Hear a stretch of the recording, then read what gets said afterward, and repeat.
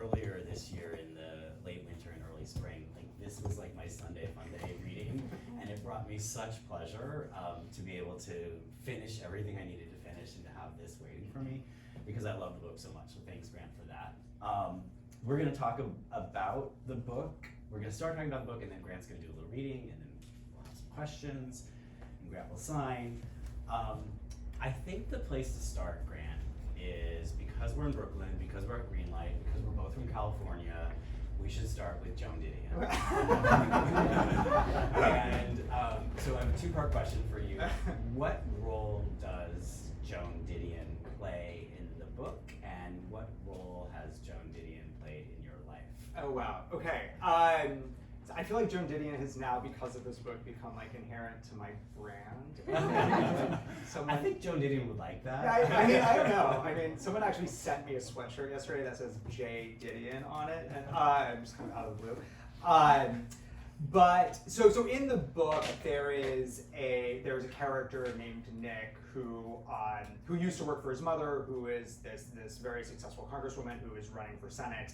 And now Nick has struck out on his own, and he's a teacher at NYU. He teaches writing at NYU. I teach writing at NYU. But his real passion is he is working on a musical that's based on the early life of Joan Didion, or the Joan Didion's early years in New York. Are people familiar-ish with Joan Didion? She has this very, very, kind of seminal essay called Goodbye to All That, which is her essay about leaving New York. And Nick's musical is called Hello to All That. In my personal life, or also professional life, I guess, I teach a lot of Joan Didion to my students at NYU. I love her writing. I love sort of her take on California, how she kind of dispels the mythologies of California and creates this entirely new mythology of California. I like how she does the same thing for New York. My students tend to be like very resistant to Joan Didion. They find her, I think, kind of obtuse, and they don't like her like circular way of thinking. They don't like all her mentions of snakes, but which makes me like want to teach Joan Didion more because I like watching them squirm. But yeah, I feel like Joan is sort of this, well now R.I.P. is this sort of like ghost that's like hovering around me all the time. And in the book, Nick teaches Joan Didion and teaches her essay on self-respect. Could you just unpack that moment in the book for us? Sure. So there's a moment in the book that the inspiration for Nick for writing this essay, for writing this musical about Joan Didion is that he teaches her one of her most famous essays on self-respect to a group of freshmen, and they immediately point out everything that's problematic with the essay. She refers to indigenous people as Indians. She makes a lot of statements that I think now, if Joan published that essay, she would get raked over the coals for. And so they end up calling Nick to task. His students do over this Joan Didion essay. And Nick is teaching this essay to draw them out on the subject of self-respect. That's correct. They only can linger on everything that Joan says that is problematic right. in this essay. So they actually never get to discussing what self-respect is. And in some ways, the characters in this book are all, particularly the three family members, are like on a journey to figure out what self-respect is. Correct. Each is kind of debasing themselves at the beginning of the story. Right. In many different ways. And so what is so wonderful about that is that you planted that theme and that idea. Nick, as we say, there's a family, there's a core family, there's three people in that family, Nick being the son. He, as you said, is a professor at NYU of writing. He's writing a musical. He also has a slight drug problem, right? Right. So he's worked for his mother for, up until the point when the book opens, he's worked for his mother for like decades, or maybe a decade, 15 years about. And over that time, as you might imagine, if you were in the position of constantly seeing your mother's name on the bottom of your paycheck, and his mother is a demanding person. I think we'll probably talk about mothers later. They're a theme in my books. But my mom is on the other side of the country, so. Right. over the course of working for his mother, Nick has gotten himself sort of, hooked to the A to Z of psychopharmaceuticals. And when the book opens, he is trying, now that he's struck out on his own, he's trying to wean himself off of all of these drugs with some success. And he has spiders. Tell us about the spiders. Right. So he describes the process of weaning off of, in particular, of Lexapro. If anyone's ever tried to wean them off of Lexapro, I don't suggest it. He describes it as a feeling of spiders tap dancing across his frontal lobe. Exploding spiders, actually. Right, and they keep coming back. They keep coming back. So right. Nick is the bridge in this family, I would say. So maybe this is a good point for you to read a little passage about Nick and what he's up to and his romantic triumphs.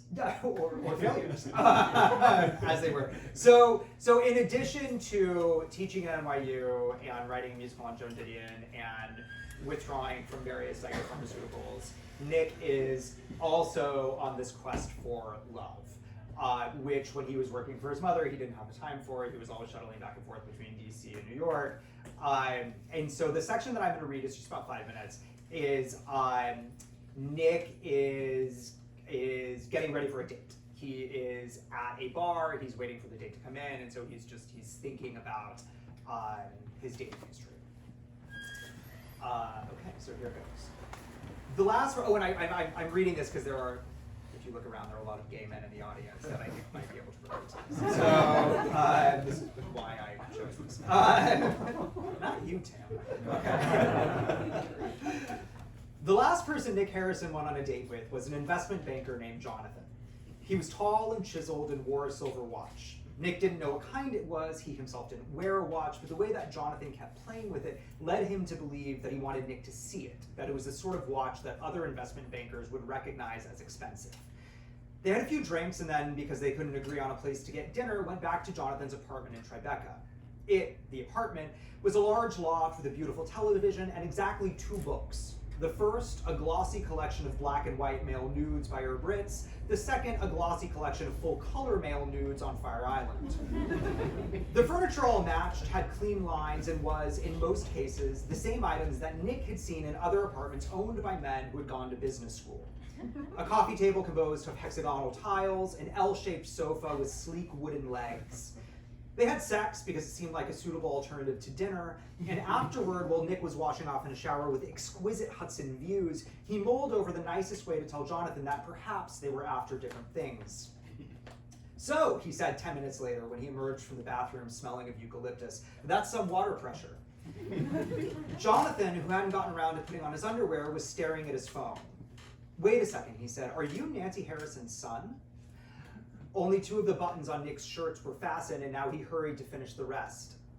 Maybe? Oh, I fucking love Nancy Harrison. Jonathan jumped. His testicles shook. I mean, I'm voting for Carmichael, obviously, because of, like, the market, but oh my god, Nancy Harrison, she's so fucking fierce. Yeah, I get that from gay men a lot. I think it's the blazer she wears. Well, and that hair. It's always so perfect and, like, coiffed. What did she say when she was a judge on Drag Race again to that one queen who dressed up like Eleanor Roosevelt in a thong? That it looked like the last time she waxed her upper lip was during the Great Depression. Yes, fuck, that is so good. Jonathan reached for his phone again. I can't wait to tell my friends about this. You know, I wish you wouldn't. I mean, I never sleep with guys who are under 6 feet, but this time it was worth it. Nick tucked in his shirt, looped his belt. The door's that way, right?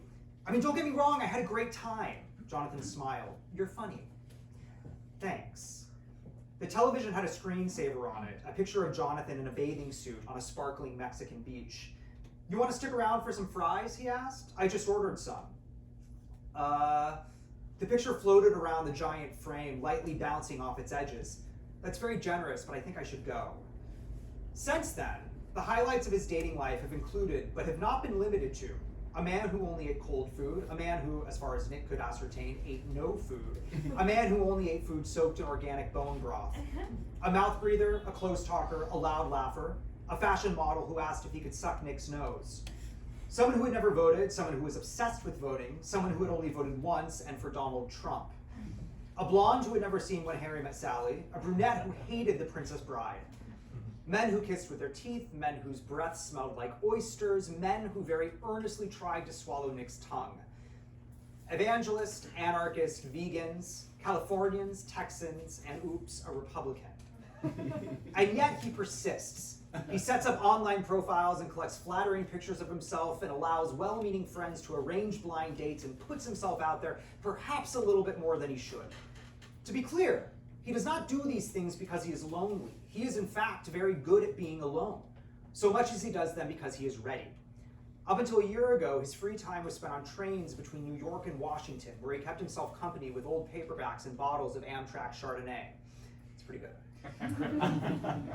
That isn't to say there was no men in his life, because there were. There were one-offs and hookups and people from the gym. Frenetic evenings of unbuckling belts and untying shoes, of rolling over to check his email before the lights turned back on. But the anxious anticipation of a phone call, the indecisiveness over what to wear, these are things that he suspects he once felt and that now he is prepared to feel again. You want to wait until he gets here, or you want a glass to get loose? He's in a bar on Hudson Street, one where Nick has found that the music isn't too loud, the wine isn't too expensive, and the bartender, Eileen, the one who has just asked him if he wants to get loose, is the right amount of surly. It also has to recommend an ideal location. 5 minutes away is a restaurant with low lighting and good food should the date prove promising. 8 minutes away is Nick's apartment should things turn south. Now Eileen wipes her hands on a dish towel and Nick thinks of his sister breaking windows in France. It's been a day, he says, let's have one now. A glass is set in front of Nick and wine climbs towards the rim. It's a good pour. Why don't we date, Eileen, he asks. Because I like redheads and because you like men. She corks the bottle and sets it down behind her. You know, pretty soon you're gonna have to expand your dating radius to Connecticut. I think you've hit all the guys in New York. Nick swirls his glass. He knows nothing about wine. He says, I shall never admit that kind of defeat. The observation does raise an interesting question. How long is too long to live in New York? Is it when you've eaten at all the restaurants, snuck out early from every party, dated all the men? Joan left after 8 years. When she turned 28, she discovered that everything that was said she seemed to have heard before, and that it was distinctly possible to stay too long at the fair. All places have their stories, their peculiar mythologies that make them tolerable, but one day a person begins to see past those myths and instead recognizes the buildings and the streets and the tired faces that populate them for what they really are. New York is no different. It's something that Nick has been thinking about with increasing regularity. Lying in bed after a blind date, he often imagines himself elsewhere.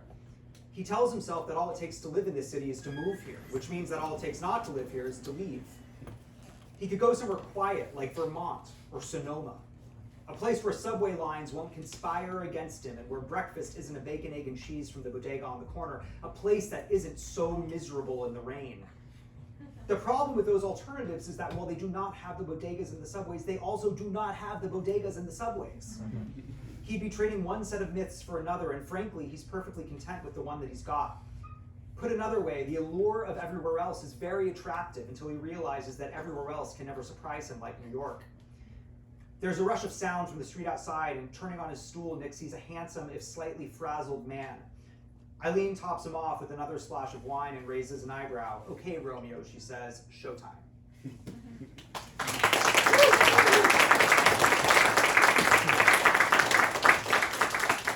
Grant, why don't you tell us the origins of the book? Sure. So the book had actually a few different origins. I started thinking about it, I would say in 2018, which, like, in the middle of the Trump administration. And I think, you know, up until that point, I think a lot of us, up until that point, American democracy and just sort of our basic liberties were something that I had naively taken for granted. And so I started thinking about this question of what would I do and how far would I be willing to bend my own personal morals and ethics to support this greater good, meaning the protection of American democracy. And that question kind of was the seed that kind of forms the basis of the plot. The family in this book is ultimately faced with this incredibly difficult choice where they have to bend their morals and their ethics and their worldviews really in in support of this greater good. So that was kind of the seed from which I remember, I think it was the summer of 2018 or 2019, you made a trip to France with your mother. It was one of those years, is that right? It was 2019. 2019. Yeah. And in the middle of a historic heat wave. Right, and the rest of us knew about it because you posted about it. I sure did. And but what you also did on that trip was in your stories, you actually created stories in the more classical sense about what you did that day in France with your mom, and the places you went and what you ate. But you also you told a story of your day with your mom. And when I was reading this book, I began to wonder if that trip to France with your own mother was one of the seeds of this book. I mean, thank God she's not here. I think I would say that everything that I do with my mother is a seed for one of my books, and that trip to France was certainly no different. I was deep into writing this first draft at that point in 2019, and so I actually went to France alone without my mother first to do research, which was really just like getting kind of drunk and wandering around and buying things. And I was like, oh, this is kind of really learning. But then my mother arrived, and we did have this trip, and those Instagram stories were, I mean, I had fun with them. I actually think that I'm interested in the way, perhaps too interested, in the way that like you can create narratives on social media, and you can like even Twitter threads, right? You can like play with narrative beats with Twitter threads, I think in like a fun way. And so it was really just kind of playing around, creating these stories. It was also a way to stay sane with my mother, right? It like gave me a project instead of having to like translate French signs for her. I actually like 3 days into the trip, I told her that she was allowed to ask what 5 words meant every day. And then like once she reached the quota, like that was it, and she was on her own, and like she would just have to point to menus and be like, well, I just want that. Because it was like too much. But I think, yeah, so I think it was a few things. One, a way to stay sane, and two, like I'm always kind of interested in the ways in which you can play with narratives, right? And stories are like that, right? You can create beats, which I think is fun. Was your mom aware that she was sort of present in these stories that you were blasting out? No, so at that point, she didn't have Instagram. She does now. Okay. She's like a year. It takes her like a year to realize that I'm making fun of her on a various social media platform, and then she signs up for that social media platform, and then like retroactively edits everything I've ever posted about her, which is like fair, right? I always defer to her request, but at that point, no, she didn't know that I was doing it. I actually don't think I never perceived it as you making fun of your mom. Good. I think you were just engaging with her presence. I was certainly engaging with her presence. I sensed that. And thus we got to as well. So let's talk about mothers and the mother in this book. As we heard that really, really delightful gay man with his terrific apartment who votes for the market thinks Nancy Harrison is fierce. Right. Tell us who Nancy Harrison is. Sure. So Nancy is the matriarch of this family. She is, she's at the center of this book. She is a congresswoman, a very successful congresswoman who inherited her husband's seat when he died in a single car accident. And Nancy has been in the House of Representatives for about 24 years now.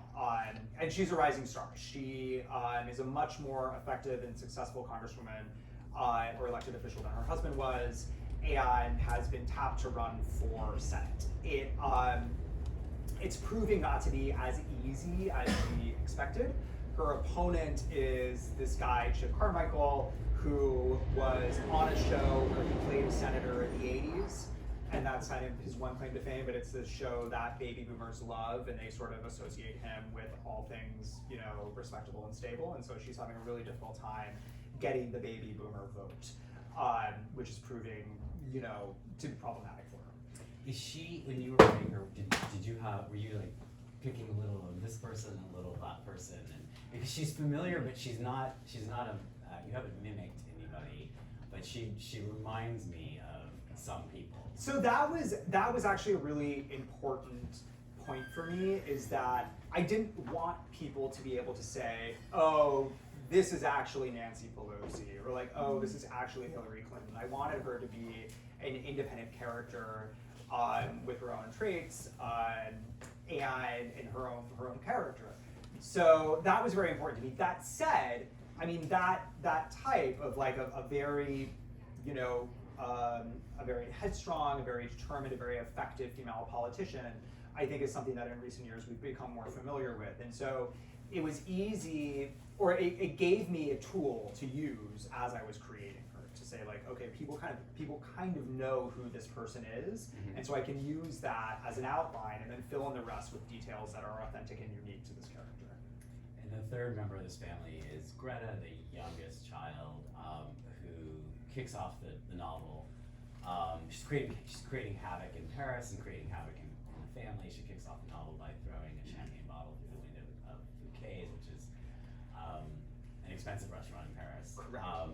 So tell us a little bit about Greta and why she's causing so much chaos. Sure. So Greta is sort of the enfant terrible of the book. She, as you mentioned, the first scene of the book is Greta throwing the champagne bottle through the window of Fouquet's in Paris, which I just think would be fun to do. Okay, it's not fun. But it's during this extremist protest. And Greta, over the course of the book, finds herself, without giving too much away, or is seduced by unsavory company, I will say.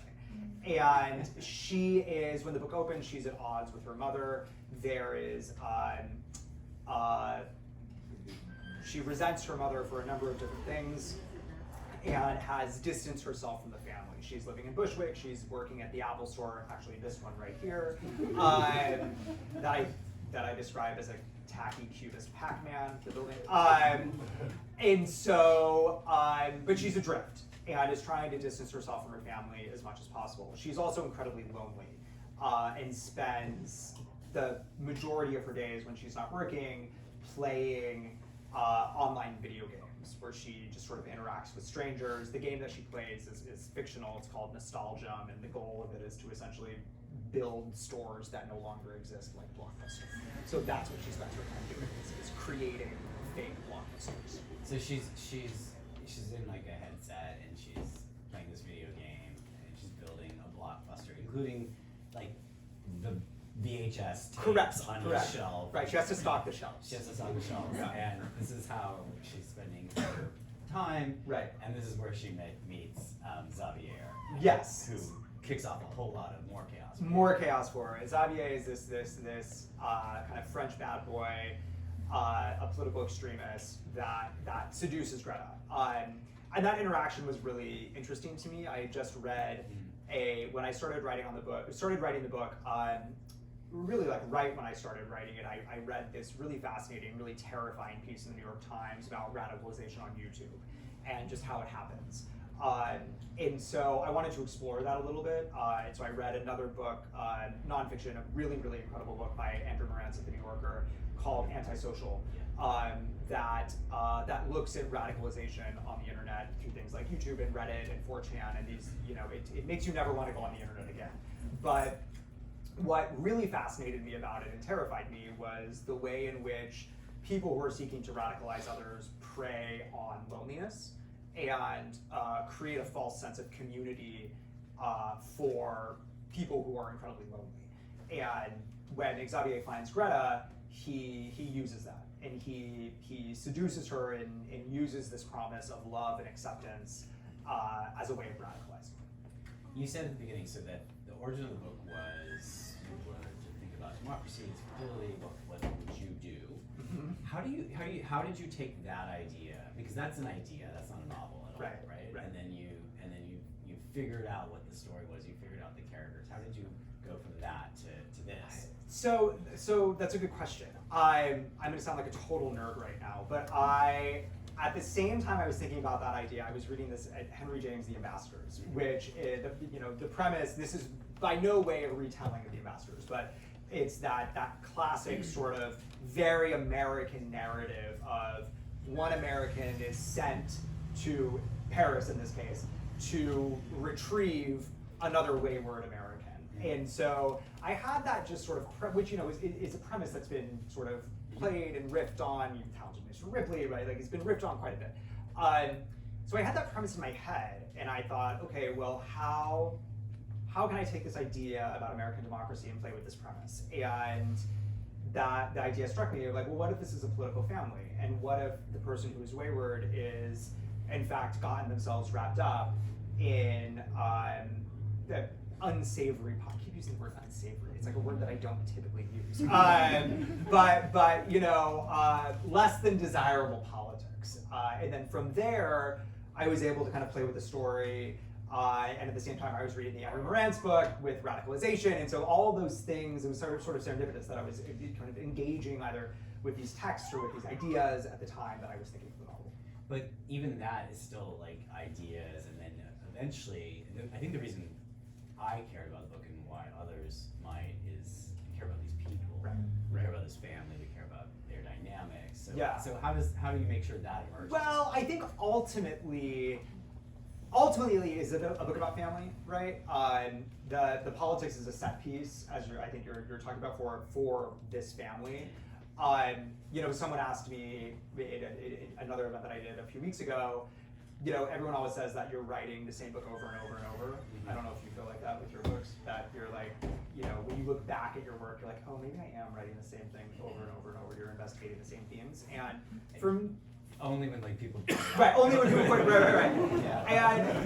And for me, I think an idea that is really interesting to me and that inhabits these characters, and I try to explore through the development of particularly these three characters, Greta, Nick, and Nancy, is this idea of the imperfect ways that we love each other, right? Mm-hmm. That we inevitably fail the people we love. We inevitably disappoint the people that we love. The people that we love inevitably disappoint us. There's this constant tension between our own selfish desires and wants and the duty that we feel to the people we love, right? And so we're inevitably going to fail them, but that doesn't absolve us from the duty of loving these people and continuing to love them. And so I think that tension is what really inhabits these characters, and what made me writing about them, what made me care about them, is them sort of like stumbling towards being there for each other.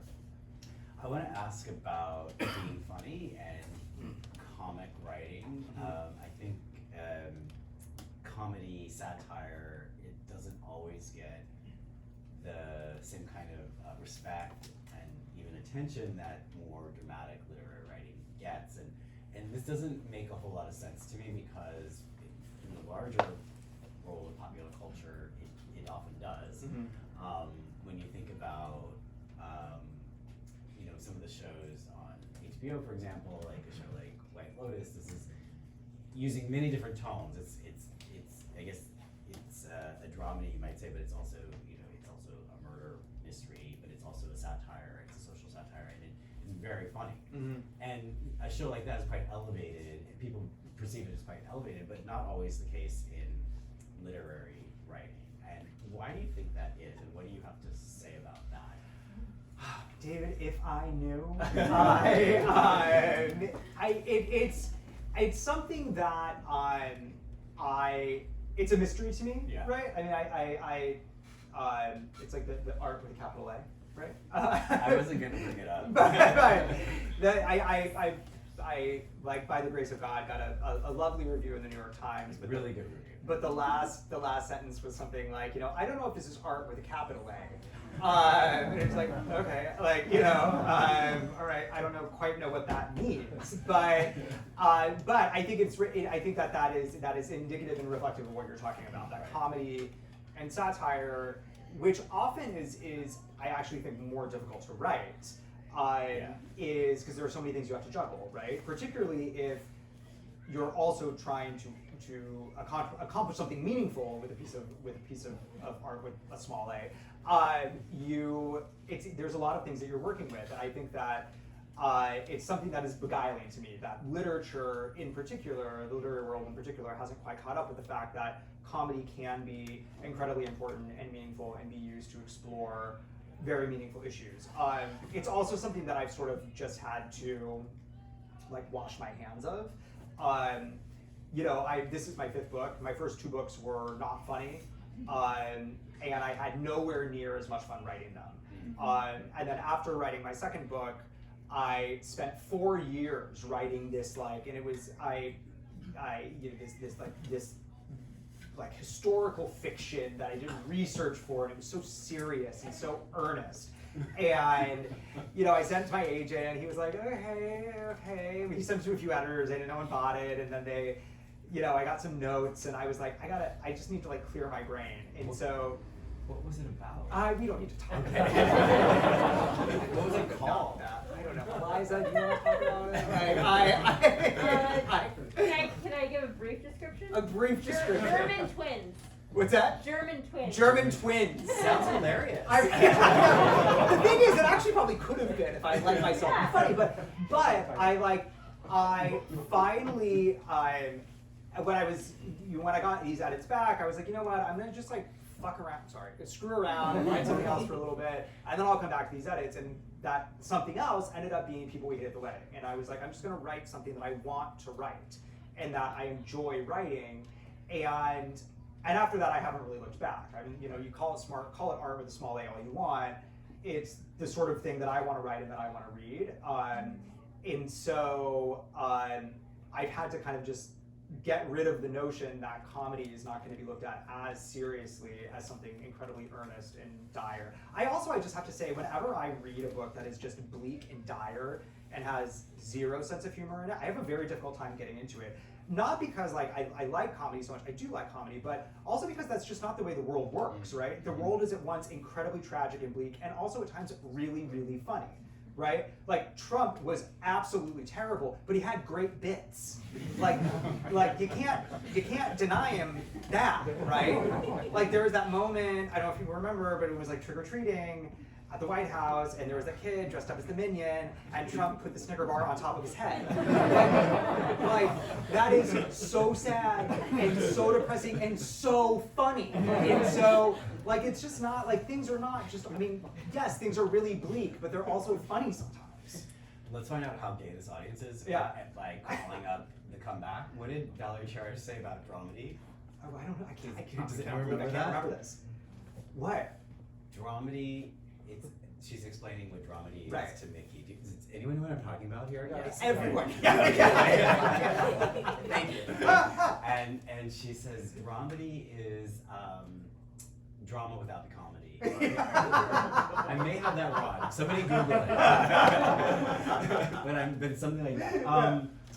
I do want to ask you about the titles. Like this is something that like you're really good at with titles, and this title and People We Hate at the Wedding and the others. Like where does this come from? Okay. And where in the process? So typically for my last 2 books, for People We Hate at the Wedding and Honestly We Meant Well, which was after People We Hate at the Wedding, those titles came first. People We Hate at the Wedding was the title before I even had the idea for a book, and it was just because I had been to a wedding where someone asked me who I hated at the wedding, and I wrote it down on my phone. I was like, that's a good title. And then the next day I was like, yeah, okay, I'll write that. And so that came even before the plot.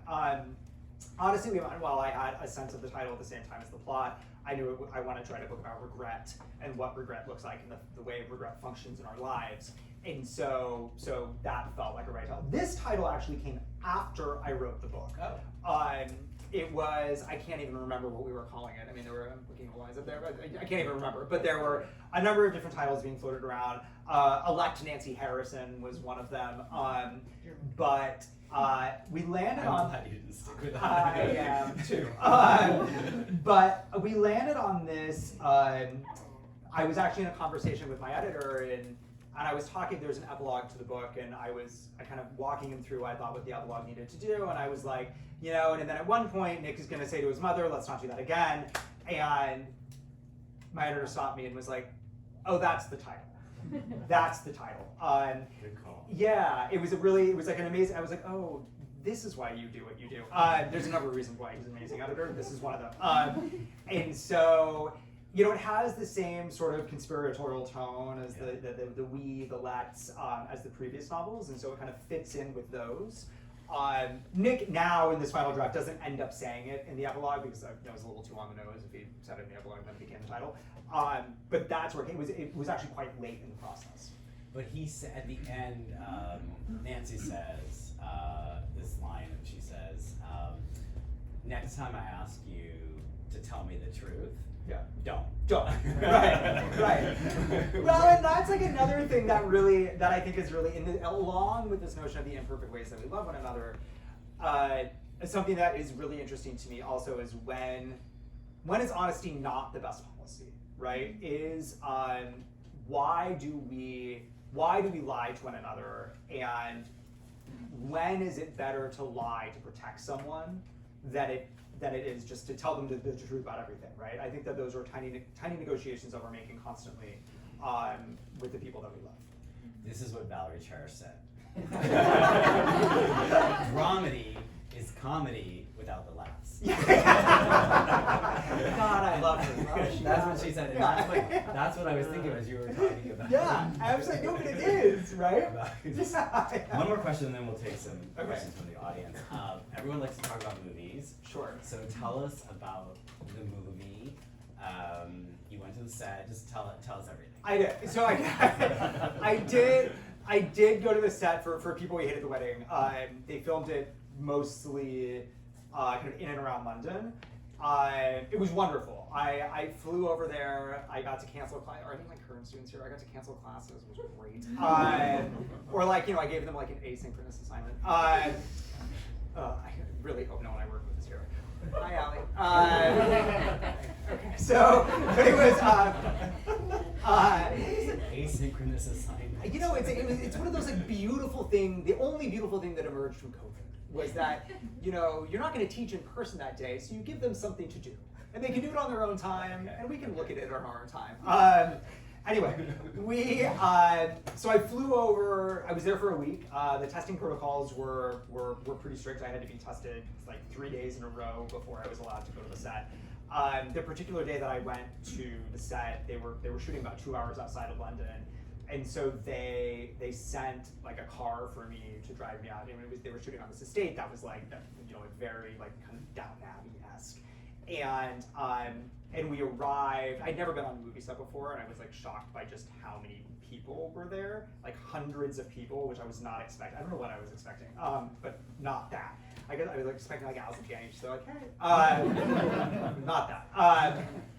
But I felt, and maybe this is something I should blame my mother for. On the subject of mothers, I instantly felt so guilty that all of these people had to wake up so early to get there, and that like I had written this book that made them wake up early, and this was all my fault. And so for like the first hour I was on the set, I just kept apologizing to people.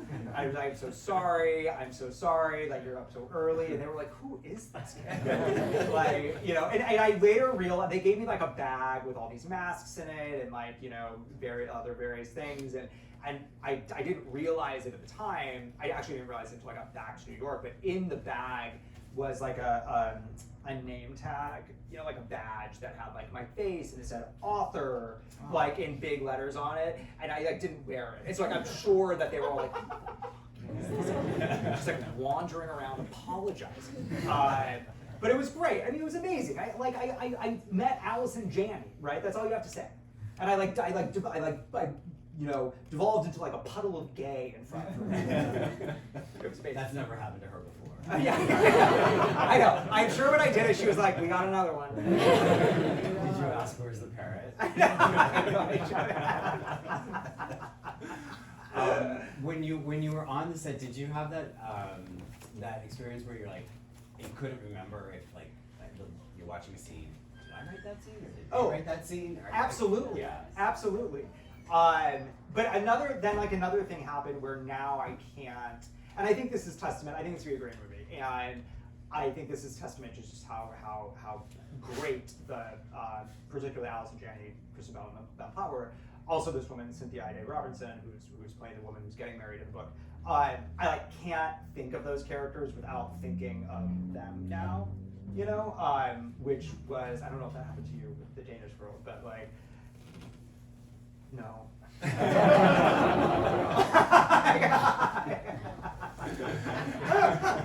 No.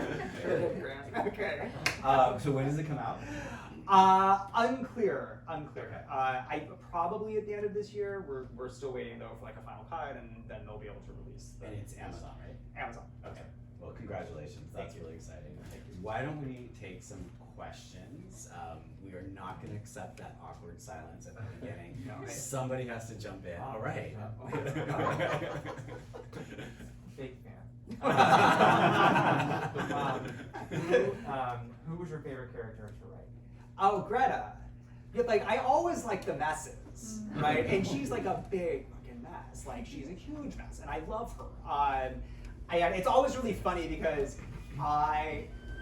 the character that I always like writing the most is always the character that Goodreads reviewers hate the most. And so I'll like go and like we'll like peek at Goodreads reviews and they're like, great book. Oh, but that Greta, I couldn't stand her. And I mean, it's the same way for if anyone's read People Hate the Wedding with Alice, who is just the character who Kristen Bell is going to be playing, is just like she's such a mess, and they're my favorite characters to write.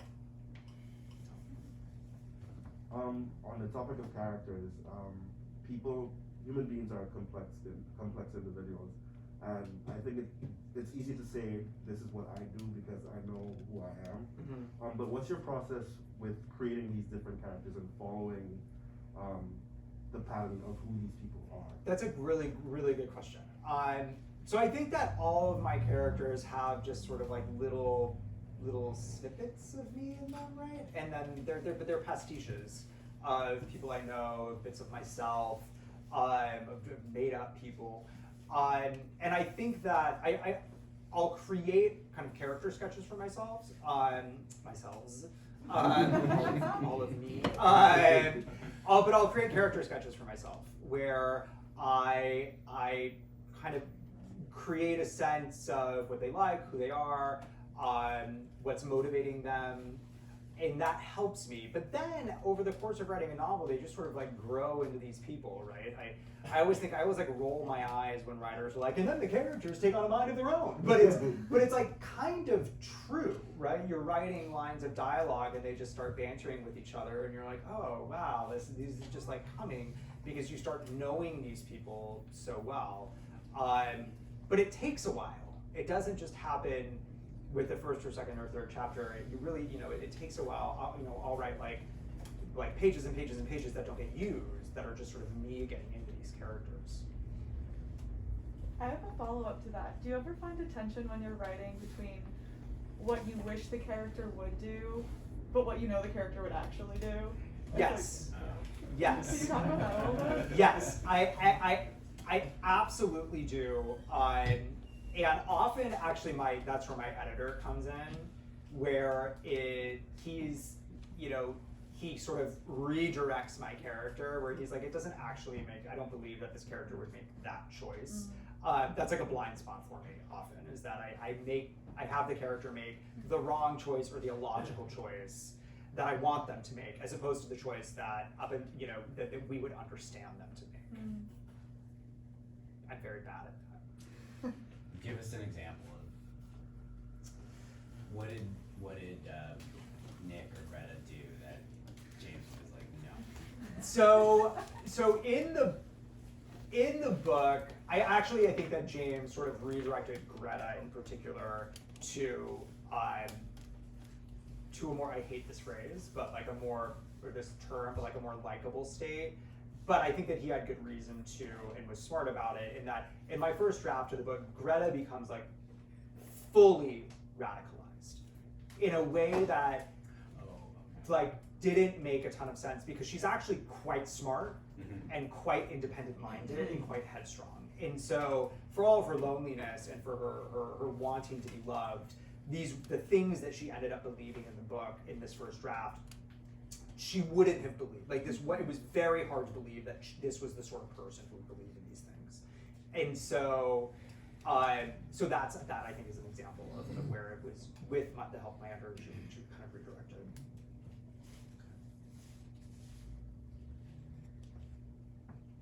Hey. Hey. No, I do have a question. So one of the cool things about satire that I think speaks to why it should be a more elevated art is that it kind of like enables us to like see truths and speak truth through exaggeration. But the tricky thing to me has always been kind of figuring out, you know, exaggeration and truth versus getting mean. Like, have you ever worried about crossing that line, felt like you crossed that line? How do you balance that? That is another place that's like a blind spot. We're like laughing a little too. And another place where my editor comes in. My editor is, those of you who know him, Jimmy Amelia, is wonderful and is from Chicago and just has like the nicest Midwestern soul about him. And so there are moments often where he will say, too often, not too often, but you know, says something about me that this often, where he'll be like, too mean. Like this satire is getting mean-spirited. I usually in my first draft, which I think is a very important line to draw, right? Because I think once satire or once humor gets mean-spirited, at least for me, if I'm watching a show and I'm like, this is just mean, it's a real turnoff. And so he'll often pull me back. My first drafts are often quite mean. What does that say about you, Grant? I don't know, David. We're friends. Why don't you answer that question? But I think one of the things that you do is I actually think you love your characters. I do. And then the reader is likely to as well. But you love them with kind of a brutal honesty. I also think that as I was reading the book, I was thinking about your complicated affections for New York City and Paris, and New Yorkers and the French, which I thought of as like a loving contempt. Yeah. That you have a certain there's a certain foibles and behaviors that you pick up on and you illuminate, and you kind of love to hate it, but you actually ultimately love the people behind it. Yes. Yeah. Yes. And I think that goes back to what you're asking about, is just not going too far so that it never just becomes too bitter or too sour. Right. Because that becomes too much for the reader, because that's just not fun anymore. Right. And it's also not fair. Right. No, it's definitely not fair. It's Yeah. definitely not fair. Right. You have to always sense that ultimately there's the love. Right. And I think what can happen is the reader subconsciously or consciously loses faith in the writer. Yes. Because you think, oh, nobody's like this all the time. Right. Yeah. Right. Any other questions? Go ahead. I wanted to know, how do you feel in general about film adaptations of books?